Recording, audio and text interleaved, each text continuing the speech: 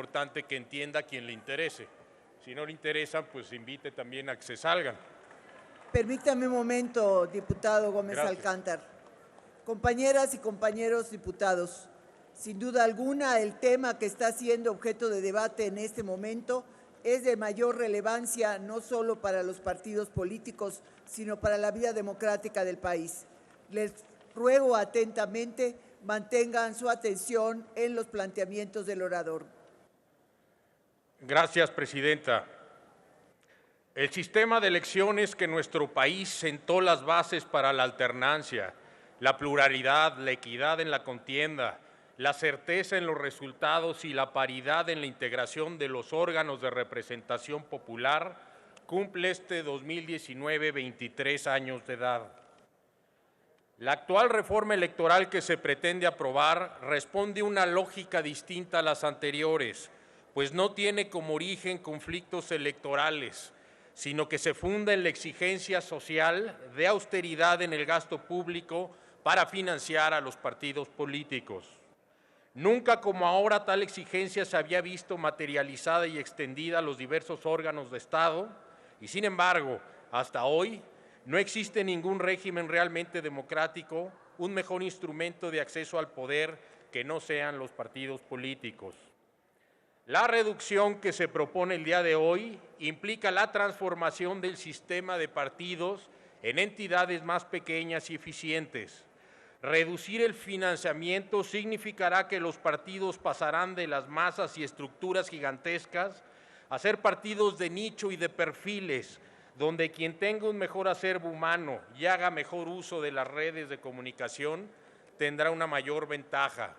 En adelante, las masas se encontrarán en las redes sociales y no en las estructuras partidistas. Y la razón de esta transformación es simple. Ya no alcanzará el dinero para cubrir el costo de estructuras excesivas y poco eficientes. Y de ahí estriba la importancia de la reducción que hoy se propone, puesto que son los recursos los que determinarán el tipo de partido y de elecciones que tendremos el día de mañana.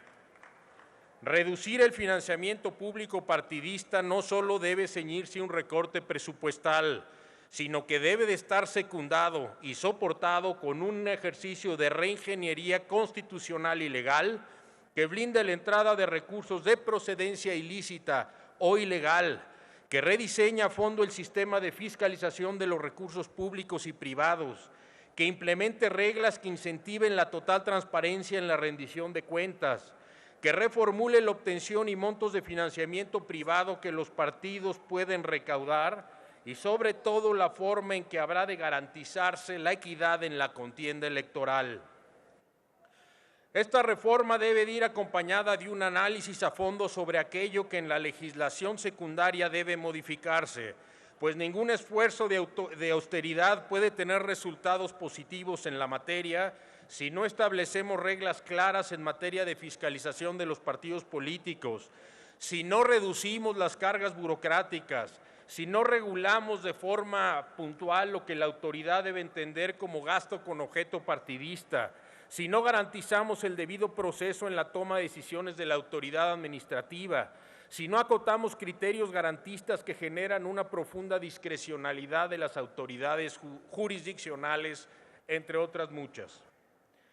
Debemos considerar que la mera reducción del financiamiento público a los partidos, sin un ejercicio de reingeniería legal, puede ocasionar riesgos tales como la insostenibilidad de actividades permanentes, la búsqueda de financiamiento ilegal y, sobre todo, debilitar la equidad en la contienda, la cual tiene igual de importancia que el conteo adecuado de votos.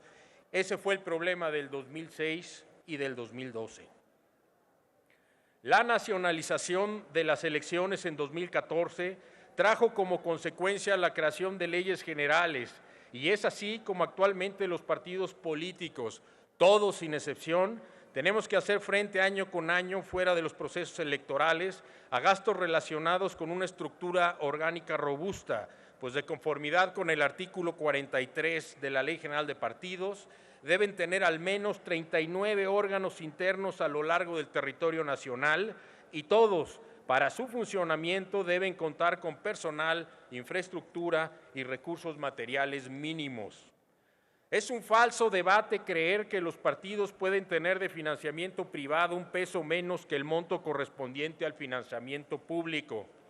La realidad es que el monto máximo a obtener por financiamiento privado es apenas de un 10% del total de la bolsa que se le entrega por concepto de financiamiento público.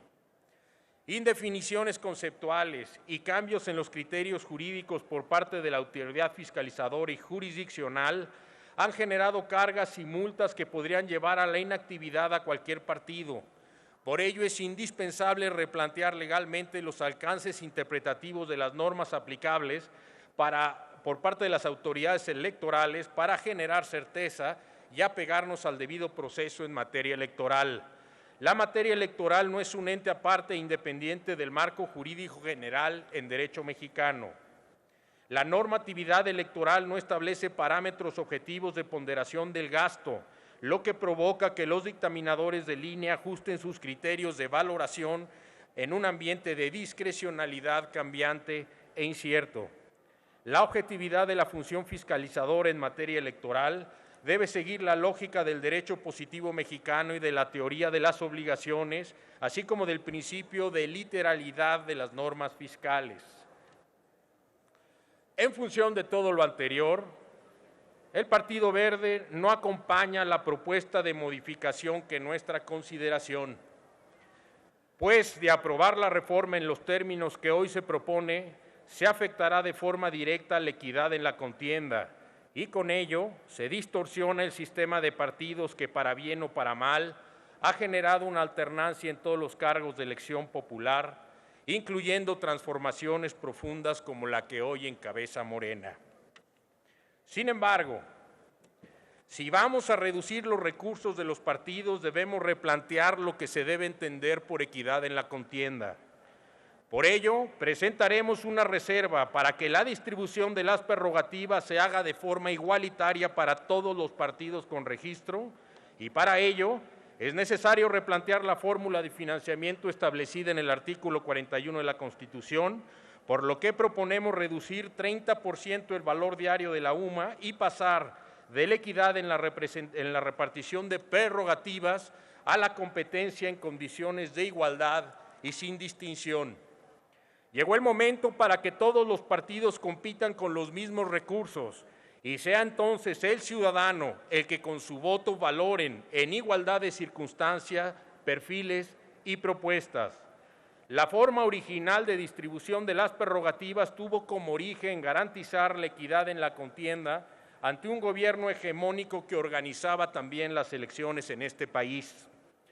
Ante una alternancia en todos los cargos de elección y un Instituto Nacional Electoral independiente y sólido, no tiene sentido seguir preservando una fórmula que le da todo a un partido cuando gana, es decir, se lleva la posición y los recursos.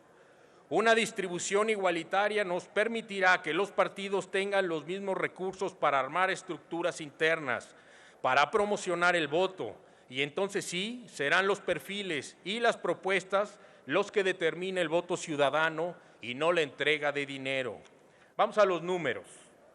La propuesta del dictamen establece una reducción del 50%, lo que significa que en 2020 los partidos políticos recibirían un aproximado de 2.494 millones de pesos. Nuestra propuesta significa un ahorro de 2.686 millones de pesos, lo que representa una reducción efectiva del 55% respecto al financiamiento aprobado por el INE en 2020. Cada partido, en consecuencia, recibiría en el 2020 la cantidad de 380 millones de pesos aproximadamente, monto que es similar a lo que recibe el Partido de Trabajo, que es el partido político que menos recursos públicos recibirá el año que entra. Y desde este momento proponemos que los ahorros que se generen con esta reducción al financiamiento público sean etiquetados para aumentar los sueldos de los integrantes de la Guardia Nacional, pues estamos convencidos que por su encomienda de protección ciudadana deben ser remunerados de forma aún más decorosa. Construyamos una nueva equidad en la contienda basados en la nueva realidad en la que se encuentra el país. Muchas gracias. Muchas gracias, diputado Gómez Alcántar. Tiene la palabra el diputado Iván Arturo Pérez Negrón Ruiz, del Grupo Parlamentario de Encuentro Social.